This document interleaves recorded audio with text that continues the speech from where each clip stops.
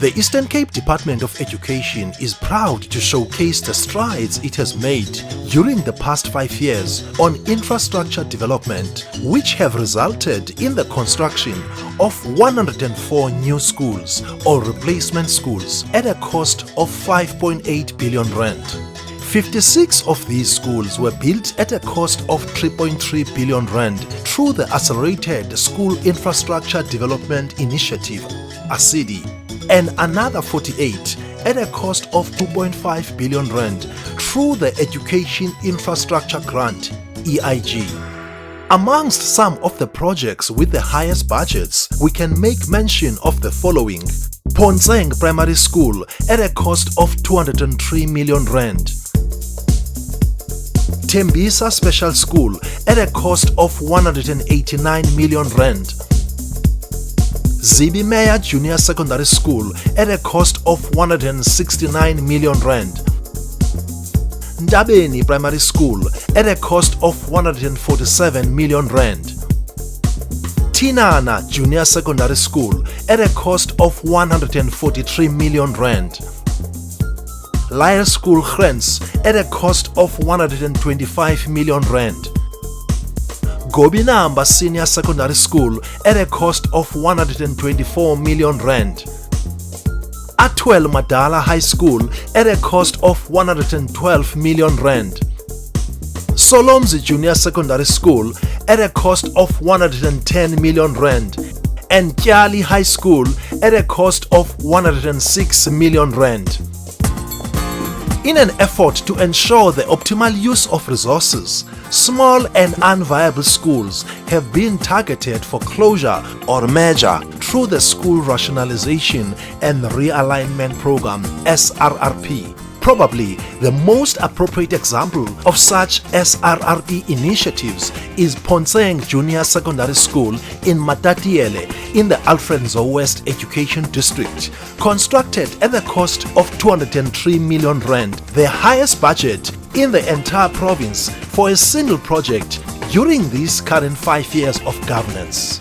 Ponseng has substituted what used to be done by 3 schools. The new premises include 38 classrooms, sporting facilities, science and computer labs, early childhood development center, and 2 multi-purpose centers, amongst others.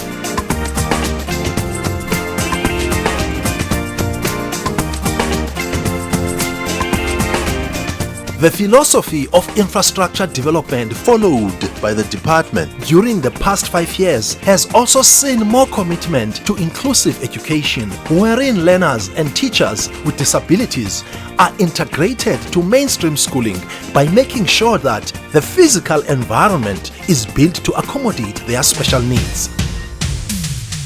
This has been in line with the principle of every learner has a right to education in the nearest school, one of the key principles of inclusive education. Utata Nelson Rolihlahla Mandela once said, "It is not for them," meaning children with special education needs, "that needs to adapt to the dominant and dominating world of the so-called non-disabled. In other words, it is for us who must adapt our understanding and common humanity, learn the richness of how human life is diverse, and recognize the presence of disability in our human midst and as an enrichment of our diversity. Our job as the Department of Basic Education is to provide the ability to overcome disability. The Constitution enjoins us to provide basic education for all, irrespective of varying levels of disabilities or abilities. Put differently, learners with special education needs are entitled equally to educational facilities that meet and, if not exceed, the set minimum uniform norms and standards for public school infrastructure. The department's relentless pursuit for inclusivity is also in line with the MEC's outreach program, which is implemented under the theme Bonke Ngabethu, in an endeavor to ensure that learners and people with disabilities are not marginalized but also given opportunities to be prioritized in all aspects of service delivery in education and the economy. The commitment of the department to build schools for learners with special needs has continued even during these current 5 years of governance, with the construction of several special schools around the province, including Tembisa Special School, which boasts a 160-bed hostel, which was completed in October 2022 at a total cost of 189.7 million. Other special schools include St. Thomas Special School, Mount Fletcher Special School, King Ndlovu Ndamasa Special School, and Sunshine Special School. I am happy to confirm that the newly rebuilt Sunshine Special School meets the norms and standards of restoring hope and dignity to our learners and schooling community. Yes, today we have offered them a school of 92.6 million rands, if I'm not mistaken, with all the facilities that are expected of them.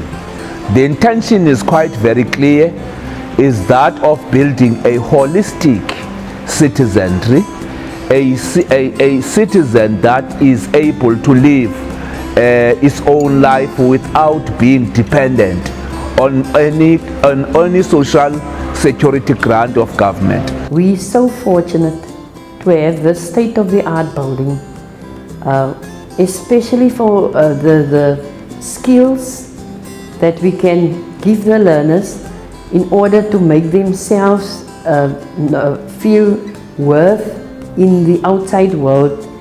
And we're so fortunate to have a computer lab. We know nowadays technology is of the essence. We have our therapy block with a hydrotherapy pool for learners with low muscle tone. We have our speech and audiologist where we can do testing and really be a resource center for the outside people from outside to come to the school and have themselves tested. And also our other skills projects, we have learners who's doing needlework and woodwork, and we're so fortunate to have a few of our learners working at service products in PE, doing needlework and even cleaning. They also do that at service products. And I want to congratulate the MEC for Education in the Eastern Cape for being able to deliver such a facility, a state-of-the-art facility. Thank you very much. The infrastructure development program of the department has also seen a number of technical and commercial high schools constructed. These include Oliver Tambo Technical High School in Alfred Nzo East, Gobinamba Technical and Commercial High School in OR Tambo Coastal, Beles Ncuka Technical Senior Secondary School in OR Tambo Inland, and Alwal North Technical High School in Jogabi District. One of the key achievements of the department in infrastructure development has been its partnership with the private sector, a relationship which has resulted in new and improved infrastructure. Successful initiatives include the completion of Oliver Tambo Technical High School and St. Thomas Junior Secondary School. The response from the private sector has also been phenomenal towards the improvement of sanitation facilities under the Sanitation Appropriate for Education SAFE initiative. Donors such as Unilever, Water Research Commission, Sibanye Stillwater, and Asapol are just a few who have risen to the challenge. The list of achievements of the Eastern Cape Department of Education during this sixth administration of post-apartheid government goes beyond the construction of new schools or replacement schools. Other notable accomplishments pertain to the era of the COVID-19 pandemic, when 3,610,000 liters of water were provided in tanks to 756 schools. Since 2019, 2,928 temporary toilets were provided to 1,803 schools. Since 2018, 1,373 projects were completed in the Eastern Cape under the SAFE initiative. A more in-depth look at what has been achieved will also reveal countless achievements in the field of fencing, response to disasters, as well as the addition of early childhood development facilities to selected schools. We have come a long way to providing state-of-the-art, safe and modern infrastructure in which our children and educators can thrive and excel. Indeed, we are a province that is the home of the legends, and we will not be defeated. Hence, we are celebrating 5 years of progressive governance. Gute, gube, guna,